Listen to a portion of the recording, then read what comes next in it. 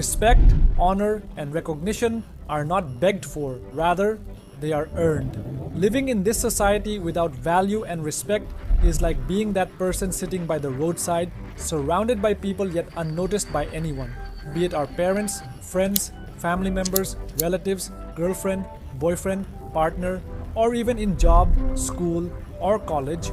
When someone in front of you keeps ignoring you, doesn't respect your words, takes you lightly, and doesn't value you, it hurts deeply inside. No matter how much they try to hide this feeling, it shatters their self-esteem and confidence. People with high value are respected and valued by their partners, family, friends, relatives, co-workers, or partners, not just in front but also behind their back. So, if you too add these 5 powerful psychological tricks to your character, whether it's your family or friends, life partner, or co-worker, everyone will start valuing you at a much higher level. Here's how you can get started. Number 1. Become a person of value. How much people value you is determined by your self-esteem. Self-esteem means how you see yourself and how much value you place on yourself. It's based on your opinions and beliefs about yourself. The higher your self-esteem, the more respect and value you will naturally have among the people around you. You won't need to do anything specific, but sadly, most of us hear so many things from childhood to adulthood that by the time we grow up, our self-esteem and confidence have already been shattered. So, how will others value us if we don't value ourselves highly first? Start with yourself, because those with very low self-esteem don't value themselves. They never keep promises made to themselves. They say they'll do this or that, but they never do anything, and then they become a joke in their family or among the people around them. They don't work hard. They are always available and present for others, showing that they need them a lot, while the other person doesn't need them. They try to impress and please them, wanting to be at the top of their list. So tell me, why would anyone value them when they don't value their own daily life or time? No matter how much someone demeans them or says anything bad, they still don't improve and expect the other person to respect or value them. Their friends make fun of them. Whether they are in the group or not, it makes no difference to anyone. They just want to appear the coolest and funniest to impress people. This is because they consider themselves less than others. They have insecurities. An American politician once said, "No one can make you feel inferior without your consent," meaning no one can diminish your value without your permission. If you have felt until now that people don't value you, it's because you have given them all those reasons that have reduced your value in their eyes. So the first step to increasing your value is to boost your self-esteem. To do this, you don't have to do something huge, but you do need to speak the truth to yourself. Act on what you say, keep your promises. Don't always be available or present. Don't try to be perfect or good. Take special care of small things about yourself and show people that you are complete in yourself. You don't need anyone and you are not dependent on others. Instead, be someone that people need, not the other way around. These small decisions will boost your self-esteem, which will directly reflect on your personality, and people will start valuing you. Number 2, don't allow yourself to be cut off. One of the most important things that show your perceived value is how you present your points. Many people think that politely staying quiet and listening when someone else starts speaking while you are talking is good behavior. People then remember quotes like "listen more, talk less," which is true in a way, but it doesn't work here because it actually lowers your value. It doesn't make you look better. When people cut off your words and start speaking, and you just stay quiet and listen, it shows that you value your words less and the other person's more, and the other person treats you the same way. There are 3 ways to handle this. First, watch this clip to see how Bradley Cooper tells Jaden Smith, "No," when he tries to interrupt him. You guys, That'll get you really humble How really does that quickly. keep you humble? No, the truth. Well, because people sort of often ask.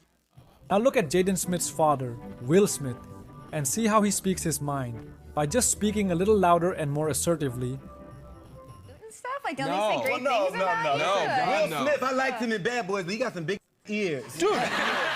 Will Smith makes his point entirely clear and people laugh at his joke.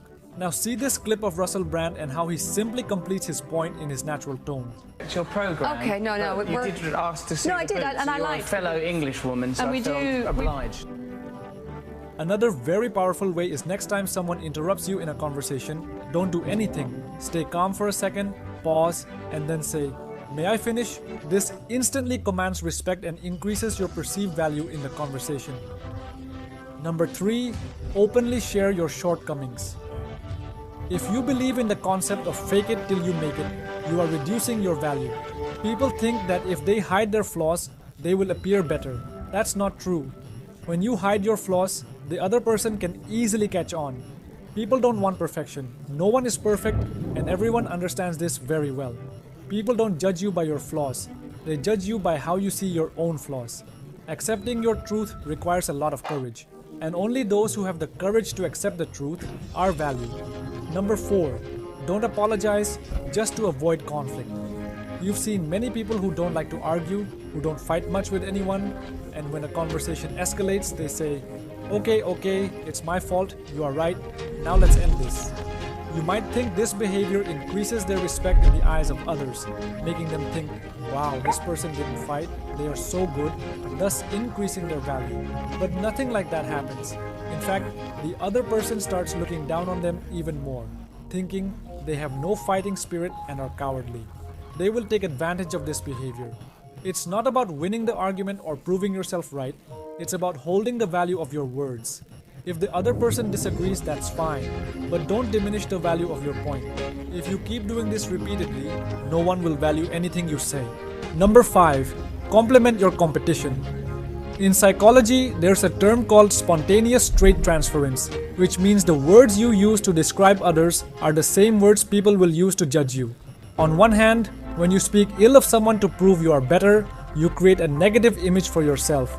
This is why people don't value those who speak rudely to waiters or drivers, because your behavior reflects your personality. For example, you can see Jordan Peterson, who is a highly religious person, making comments about atheism. Because you could say, in some sense, there's been 300, 400 years of brilliant scientists who've been doing nothing but laying the foundation for. When someone compares you with someone else, don't try to show yourself as different or better than them. Point out something good about the other person. For example, if your family indirectly compares you with a cousin who got a good job or did well in studies, say something like, yes, they work hard, it's great, I'm very happy for them. This will increase your value, and people will also see you as a hardworking person who is not insecure and whose confidence or value can't be diminished by comparing them with someone else. If you like this video, please like the video and subscribe to the channel to support us. Also, turn on the bell notification so you don't miss upcoming videos.